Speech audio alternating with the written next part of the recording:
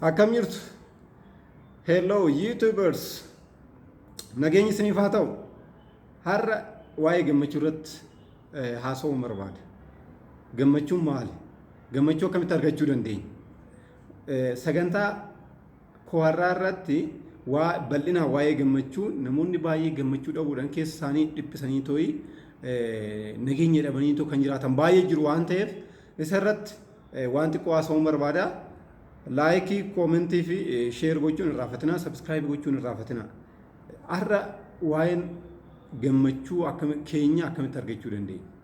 Gammachuu akkamitti argachuu dandeenya? Jalqaba duraa namoonni baay'een kan yaadan yookaan kan amanan konkolaataa waan bitteef gammachuu waan argatutti fakkaata. Konkolaataa gatii mi'aawaa ta'e gatii mi'aawaan bittee too'i waan konkolaachifteef. Qarshii baay'ee waan qabduuf, gamoo waan qabduuf, yookaan mana jireenyaa waan ijaarratteef, haadha manaa bareeddu sirriitti bareeddu waan fuuteef, abbaa manaa dureessa ta'e waan heerumteef. Haala kanaan namoonni baay'een akkana jedhanii taman yaadni isaanii kanadha. Garuu miti. Gammachuun qarshiin hin geeddaramu. Gammachuun gamoon hin geeddaramu. Gammachuun qarshiidhaan bituu hin dandeessu. Qarshiidhaan jaalala bituu hin danda'amu. Qarshiidhaan konkolaataa bituu dandeessa malee gammachuu bituu hin dandeessu. Kanaafuu addaan baafnee beekuun barbaachisaadha. Konkolaataa waan bitteef haga dhumaatetti yookaan jireenya kee keessatti ni gammadda jechuu miti. Waan gamoo gurguddaa ijaarteef qabeenya sirriitti waan qabduuf baak akkaawuntii keetirra qarshii baay'ee waan jiruuf in millions in billions waan jiruuf gammachuu qabda jechuu miti. Namoota akkanaatti siiqatu laalaa. Namoota biileenara ta'an laaluu dandeessu. Gammachuu qabuun hammam qabeenya isaaniitti gammadu, hammam ofitti gammadu, waan hojjetanitti hammam gammadu. Waa hubachuu barbaachisaadha. Gammachuun waan baay'ee hin gammanne taanan rakkoo guddaa keessa jirta. Jireenya kee keessatti gammachuu jiraachuu qaba. Waan hojjettetti gammachuu keessa keetii baaftee too itti fayyadamuu qabdi. Keessoo keenya keessa jira waan ta'eef baay'een keenya ajjeefnetidha. Gammachuu keenya ofumaaf ajjeefnee ofumaaf awwaallee too'i rakkoo keessa galla. Maaliif seetan? Konkolaataa naanii miti akkuma isiniin jedhe. Konkolaataa waan qabaatteef mana waan qabaatteef himiyaan gammachuu argattu. Rakkoon isin gammachuu dhabdaniif tokkoffaa jiruuf jireenya keessan gaafa namoota waliin wal madaalchisuu eegaltanidha. Hiriyoota keessan ta'uu danda'u. Ollaa keessan, fira keessan, maatii keessan ta'uu danda'u. Qabeenya keessan namoota biraa wajjin wal madaalchisuu gaafa eegaltan rakkoo guddaa keessa galtu. Gammachuu keessan ofirraa mulqitanii gattu. Tokko kana kan biraa yaada hin taane yaada isin hin madaalle gaafa yaaduu eegaltanidha. Dhiphina keessa galtu. Waa tokko hojjechuu kan hin dandeenye. Yeroo teessanii too'i itti yaaddan irra deddeebitanii itti yaaddan imaajineshiniidhaan gara biraa namoonni kana dura waan sinitti dubbatan jecha hin taane sinitti darbatan ta'uu danda'a. Kassaruu dandeechu ta'a. Isa duubatti deebitanii too yaaduu gaafa eegaltan gammachuu keessan dhabdu. Gammachuu har'a itti fayyadamuu har'a gammaddeetoo jiraachuu qabda. Har'a da jireenya. You have to live now. You have to live in the now. Amma da jireenya amma jiraachuu qabda. Sa'aatii kana yeroo kana daqiiqaa kana sakandii Sakandii ammaa kana keessa jireenya jechuun kanadha. Kan darbe darbeera. Kan dhufutti pilaanii goota inni karoorsita waan ta'eef. Kan biraa namoota nageetifa ta'aniin nageetifaan guutaman inerjii nageetifa qabaatan waa'ee lagummaa, waa'ee sanyummaa, waa'ee isaan hin madaalle namoota akkanaa wajjiniin ooluu gaafa eegaltan gammachuu keessan dhabdu. Namoota oduu cabsaa yookaan breaking news sabbar zeenaa isa irsa onnee keessan cabsa. Onnee keessantu dhiiga. Nageenya keessantu sinirraa bada. Waan taane oduu cabsaa dhaggeeffachuudhaan lapheen keessan sin caba. Maaf gammachuu keessan dabarsitanii kennitu? Oduu cabsaa dhaggeeffachuudhaan. Fakkeenyaaf yeroo ammaa addunyaarra waan baay'eetu jira. Waan baay'ee sarchii gootee too'ee dhaggeeffachuu dandeessa. Garuu waa tokko bu'aa hin qabu. Bu'aa tokko hin qabu. Bu'aan yoo hojii irratti argamtee hojiin agarsiistu qofaadha. Oduu cabsaa waan dhaggeeffatteef jijjiiramni ati fidde tokko illee hin jiru. Ofumaaf of jeeqxa malee. Manfasaachuu irrabbashaal. Haala san ta'uu hin qabu. Akkas ta'uu hin qabu. Keessi keessan gaafa jeeqamuu eegalu gadi hobbuuftu, of xinneessitu, waa hin dandeenye isinitti fakkaata. Keessi keessan jeeqamee jira kaa gammachuun qabda waan ta'eef yeroo hunda ni mukooftu. Dipireeshinii keessa galtu waan ta'eef. Ambiraa kana hojiin sin madaalle hin hojjetina. Hojii jaalattan qofa hojjedhaa. Gaafa hojii jaalattan hojjettan ni gammaddu. Hojii jaalattan hojjedhaa. Hojii sin madaalu waan hin hojjenneef rakkoon sin gammachuu dhabdaniif tokko kana waan ta'eef. Gammachuun hunda keenyaaf laattameera. Uumaan keenya nuuf kenneera. Uumaan keenya qabeenyaa qarshiin bitachuu hin dandeenye. Uumaanuu jijjiiruu hin dandeenye. Uumaanuu geeddaruu hin dandeenye nuuf kenneera. Itti fayyadamuun garuu dirqama mataa keenyatidha. Itti gaafatamummaa mataa keenyatidha. Kanaaf uumaan keenya nuuf kennee jira waan ta'eef gammachuu kee atumti ofuma keetiitti fayyadama. Of keessatti hin awwaalin, of keessatti hin ajjeesin. Waan qabduun gammadi. Keessoo kee qofa ilaali. Namoota biraa hin eegin, namoota biraa ilaalin yeroo saniidhaan gammachuu dhabdu. Haala saniidhaan gammachuun sirraa mulqaa sirraa fagaachatii deema. Gammachuu akkamitti argachuu akka dandeessu tokkoffaa waan qabdutti akkuma isiniin jedhee waan qabdutti gammadi. Takka haa taatu waan qabdutti gammadi. Dhibbaa haa taatu, kumaa haa taatu, miiliyoona haa ta'u waan qabdutti gammadi. Amala akkasii qabaadhu, barmaata akkasii qabaadhu. Barmaata akkasii qabaatte taanaan waa tokko hin cinqamtu, hin dhiphattu. Akkuma isin dura isiniin jedhee namoota biroo wajjin wal madaalu qabeenya keessan, eenyummaa keessan, bareedina keessan, hojjaa keessan namoota birooti wal madaalu waggaa eegaltu keessattuu shamarran akka habalutti oduun bareede, akka habalutti oduun natti tole osoo hin qabeenyi qabaadde osoo waan baay'ee yaadu.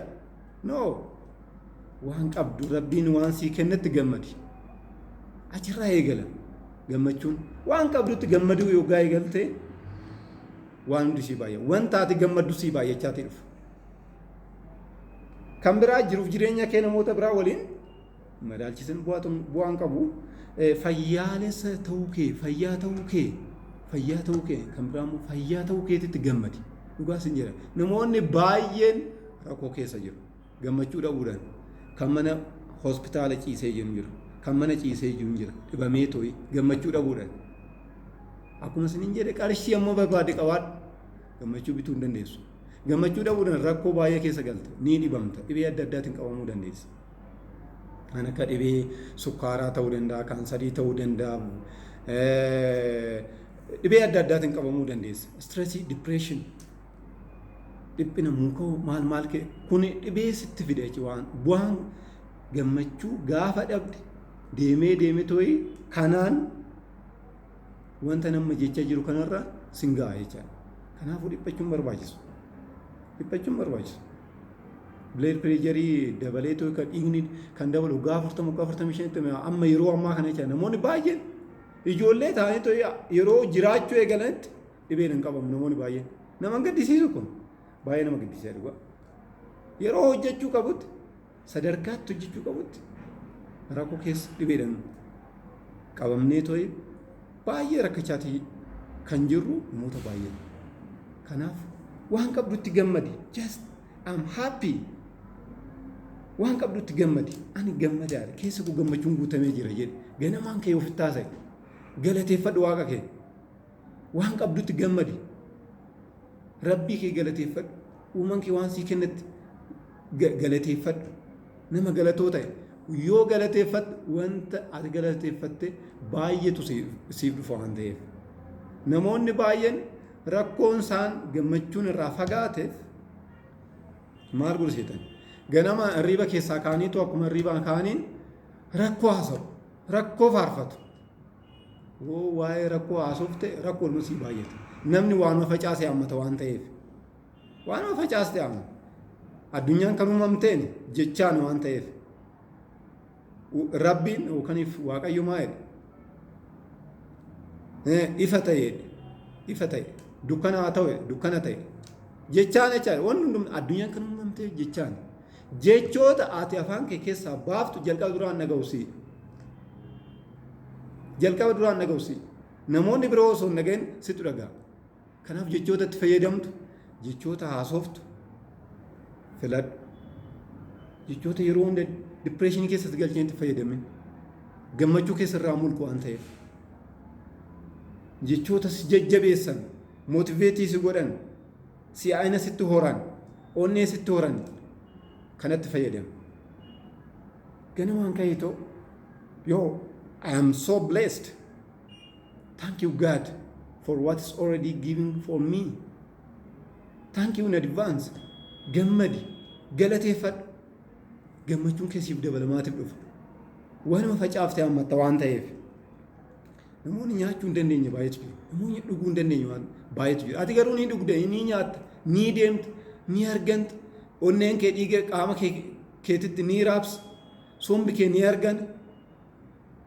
Kuni gammachuu guddaadha. Gammachuun konkolaataa naan dhufu. Konkolaataa bitattee fi gammachuun kan dhufu. Yookaan gamoo guddaa ijaartee fi gammachuu kan argattu. No. Namoota baay'ee yeroo baay'ee namoota adda addaatiin waa'ee kana sirriitti waliin haasofna waan ta'eef qarshii baay'ee qabu namoonni baay'een. Qarshii ni qabu sooressa yookaan dureessa warri ta'an. Qarshii baay'ee qabu garuu gammachuun qaban. I'm sorry. Gammachuun qaban. Gammachuu akkamitti akka gammachuu waliin jiraachuu danda'an hin beekan. Keessa isaanii gammachiisuu hin danda'an. Waan hojjetan sanitti hin gammadan. Waan qabaatan sanitti hin gammadan. Kanaaf dhibeedhaan rukutamu gasuma. Dhibeeti isaan qabata. Dhibeen taane keessa dhukkuban taane hin qabamu. Dhukkubsataniin booda maal godhu? Qarshiin sun bituu hin danda'u.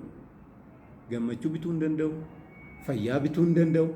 Qarshiin daawaa si bituu danda'a. Garuu fayyaa si bituu hin danda'u. Hiriyoota si bituu danda'a. Garuu hiriyaa dhugaa si bituu hin danda'u qarshiin.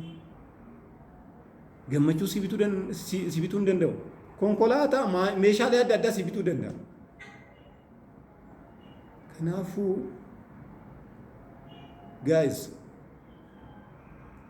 namoonni baay'een addunyaa kanarraa within 24 hours sa'aatii 24 keessatti nama 200,000 du'a. From 7 billion people. Billion 8 keessaa sa'aatii 24 keessatti nama 200,000 du'a. Har'a waan jiraatteef hin galateeffattu waaqa kee. Hin gammaddu. Kuni gammachuu guddaadha bara. Buluu keetiin beektu. Jiraachuu kee gara fuulduraa jiraachuu kee beektu. Kanaafuu har'a wanta facaaftudha boru sana hammachuu dandeechu waan ta'eef gammadi waan qabdutti gammadi. Say thank you. Waan gammadi namoota jaaladhu namoota hin qoodin namoota hunda jaaladhu waan argatte hunda appreciate godhi.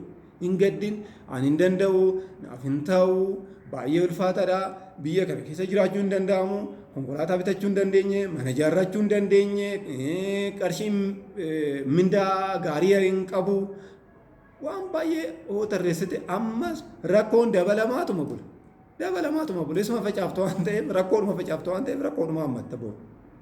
Har'aan facaaftuudhaan boru hammattu waan ta'eef guys adammaqnu maaf gammachuu keenya namoota biraatiif furtuu gammachuu keenya namoota biraatiif kennina. Furtuu gammachuu keenya meeshaadhaaf maaf dabarsina. Meeshaalee adda addaa namni waggaa meeshaa waan gaarii tokko bitee hin gammade keessa. No. Ganamaan ka'e hafuura baafachuu keetiin bareedaa ta'uu keetiin qaama keenya fuuldura dhaabbadhu miirarii yookaaniif daawwitii fuuldura dhaabbadhu ta'u guyyaa ajaa'ibaati har'a. Baay'ee natti toleera. Har'a immoo guyyaa ajaa'ibaa hin dabarsa. Har'a waan addaan hojjedha. Today is going to be an amazing day. I am so amazing. Jechuudhaan of jajjabeessitu, of si'eessitu, of onnachiiftu. Yoo akkas taate energy, everything is energy jedhamaami. Waan hundumtuu energy. Vibration qaba jechaadha qaamni kee. Vibration keessuun energy waggaatti dabalte frequency dabalaatti dhufa waan ta'eef vibration ni dabala jechaadha. Everything is energy. Haala isa in terms of energy, in terms of frequency, in terms of vibration. Vibration qaamni kee ni jabaata. Frequency kee ammoo dabalaatii deemu jabina qabaachuu keetti wanni itti fayyaalessa ta'uu keetti ofitti abdatta ofitti gammadda. Fayyaalessa ta'uu keetti gammadi. Nagaa ta'uu keetti gammadi. Nama jaalalaa ta'uu keetti gammadi. Ajaa'iba taatee dhalachuu keetti gammadi. Waan qabdutti gammadi. Gammadi. Gammachuun dhugaan siniin jedha. Gammachuun furtuu guddaa fayyaa keenyaaf. Fayyaa keetiif furtuu guddaa. Furtuun suma bira jira. Furtuu kee gattee too'ii hin barbaadin. Furtuun kee keessa jiru waan ta'eef furtuu kee nama biraatitti hin kennin. Gammachuu kee namoota biraatiif dabarsitee hin kennin. Namoota jettee too'ii gaafa akkana ta'e jettee too sodaa keessa galtu gammachuun sirraa fagaachaa dhufa. Namni abbumte barbaade akka barbaadetti si ajaja jecha. Kanaan booda gammachuu dhabdaa nageenya sirrii jireenya gaarii jiraachuu hin dandeessuun nageenya argachuu hin dandeessu. Ofitti amanummaa dhabdaa jabinan kee gadi bu'aa poozitiivaan taatu negatiivaan guutamtaa. Kanaaf nagaa argachuudhaaf ofitti amanummaa qabaachuudhaaf jaalalaan guutamuudhaaf gammachuun furtuu isa guddaati. Guddaa galatooma sagantaa biraatiin hanga walitti deebinutti halkan gaarii isiniif haa ta'u. Laakii, sabskraayibii fi sheer gochuun irraa fitinaayi halkan gaarii. Bye bye.